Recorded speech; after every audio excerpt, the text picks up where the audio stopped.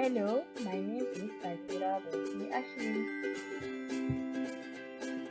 and I'm going to explain the concept of neoliberalism. Neoliberalism is referred to market-oriented reforms policies such as eliminating price control, deregulating, lowering trade barriers, and reducing, especially through privatization and state influence into the economy. It is often used to describe the policies of Ronald Reagan and Margaret Thatcher in the 1970s and 1980s. In simple terms, neoliberalism is a broad ideology that became popular in political, economic, and governmental circles in the 1970s. There are elements of neoliberalism which are: the first one is liberating private enterprise or free enterprise from any restrictions on government control. Second is reducing expenditure on public companies such as education and healthcare. The third one is limits government regulations on rules and neoliberalism and regionalism era. The Reagan era begins with elections and presidency in 1980. Reagan succeeds largely by ruling on state rights and then welfare change. Reagan practiced low taxes, free market conditions, and limited government intervention. He believed on government was not the solution to problems, but was itself the problem.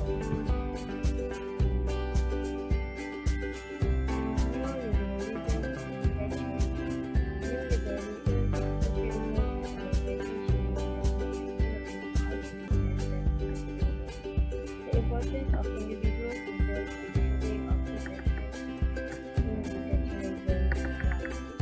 Thatcher's revolution included several elements of neoliberal thought such as focusing on freeing the economy from the pressure of the impact of neoliberalism to the state and the economy. The first one is economic growth has free market is lower than it was in the pre-socialist. Second one is inequality in the distribution of both and wealth due to tax reductions, deregulations, privatizations, and reforms. The last one is disempowerment of the poor and Assalamualaikum warahmatullahi wabarakatuh. I am Siti Zakira binti Muhammad Zahir.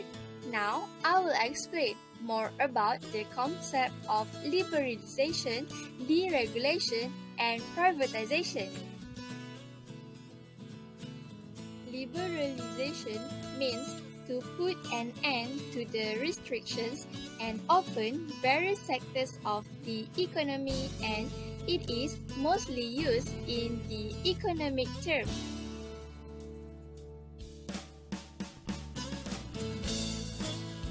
Liberalization also means the elimination of state control over the economic activities. It implies greater autonomy to the business enterprises in decision making and also removal of government interference. For example, in order to identify the trade liberalizations, the average foreign import tariff charged on a country's export by each destination markets must be measured first.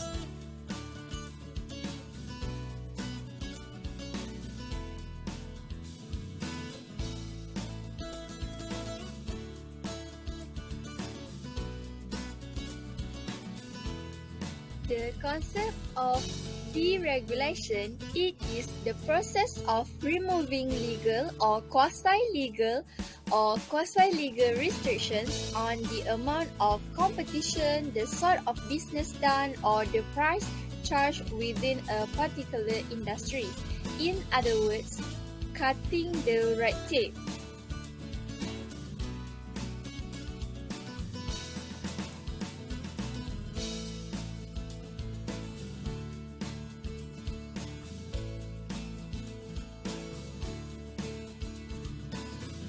Lastly, the concept of privatization. Privatization is closely associated with the phenomena of globalization and liberalization.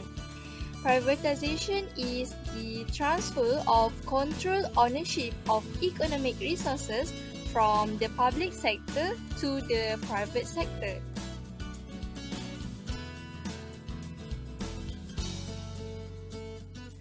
In the concept of privatization, it means that a decline in the role of public sector since there is the shift in the property rights from the government-owned to the private ownership.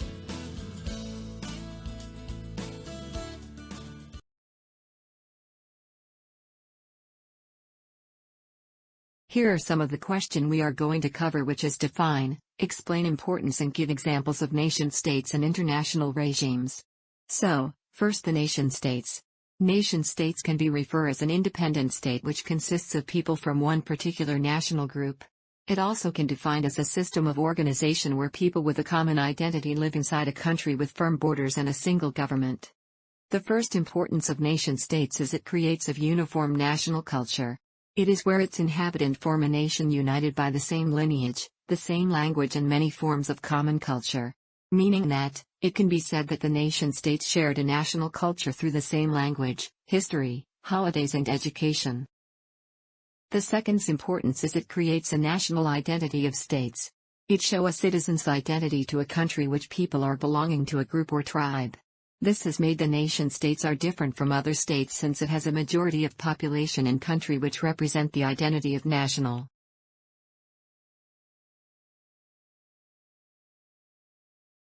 Japan is one of an example of nation-states.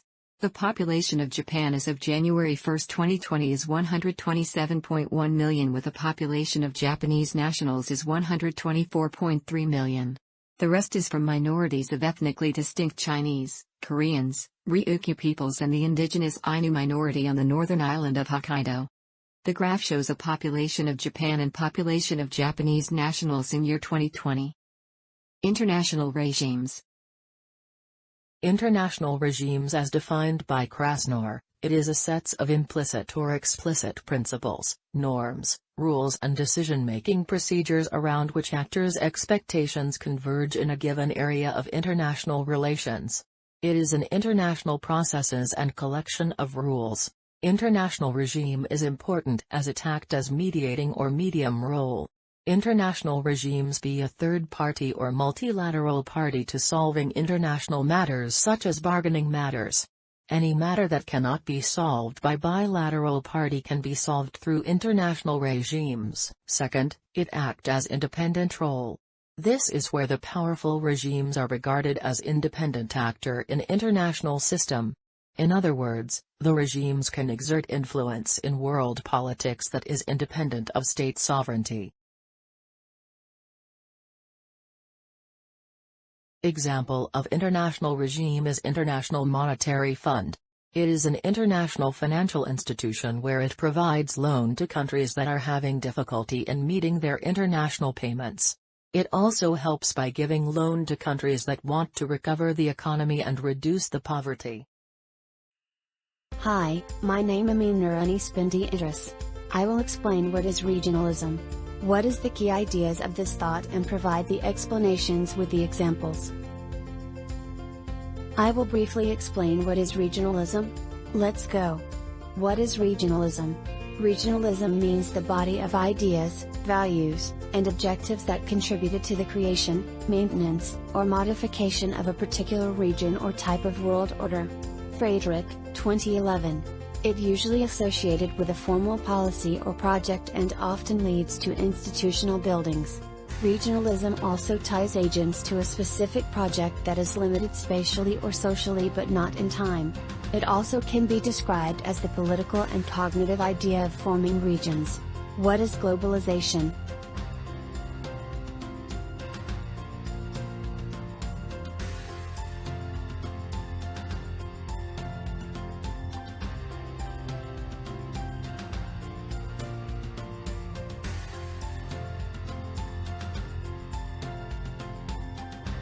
What is the key ideas of regionalism? Based on Begonghi, 2011.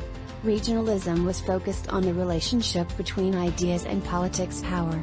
It assesses the ideas of regionalism that have been promoted by the great power actors, as well as those that have been promoted by middle powers, looking at how different actors sell their vision of the region to others. The idea of regionalism is to form efficiency collective activities. It can be seen through the economic integration via regional organizations generates economies of scale. Regionalism also the ideas for the security issues. The international organizations and member state need to deal with many global and regional issues. If the member state wish to benefit from the regionalism, they must align with the principle, norms and rules by IOs. Example in the regionalism.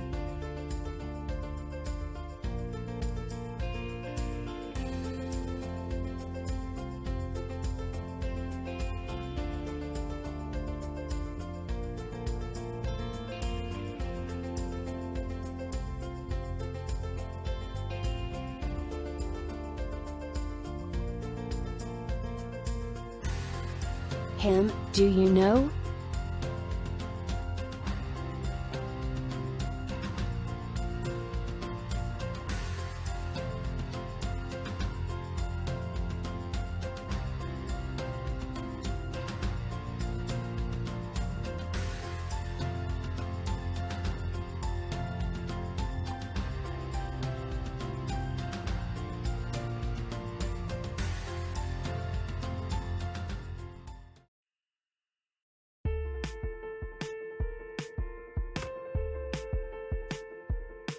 Taiwan has been governed independently of China since 1949, but Beijing views the island as part of its territory.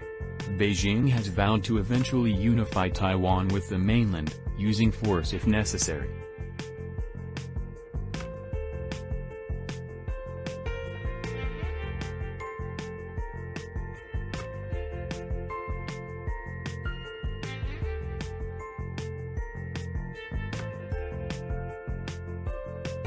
BRIC refer to the Brazil, Russia, India and China. Meanwhile the MIST refers to the Mexico, Indonesia, South Korea, and Turkey. These two groups were formed to highlight their relatively dynamic growth in the past. The industrial production of BRIC countries growing with weakening growth rates. On June 15, 2020, the industrial production in Brazil, Russia, India and China has been growing in the period under review since 2000. Although at declining growth rates. There are two special features and characteristics which are the largely growing continuously and more dynamically than in the industrialized country. The industrial production of the MIST countries with weakening growth rates since 2014. These countries could overcome the world economic crisis after 2 years. General Agreement on Tariffs and Trade, GATT, is the international trade agreement. In 1947, it was signed by 23 nations including Canada and come into effect on January 1, 1948. After the over 8 rounds of negotiations, the WTO was created. WTO replaced the GATT on January 1995.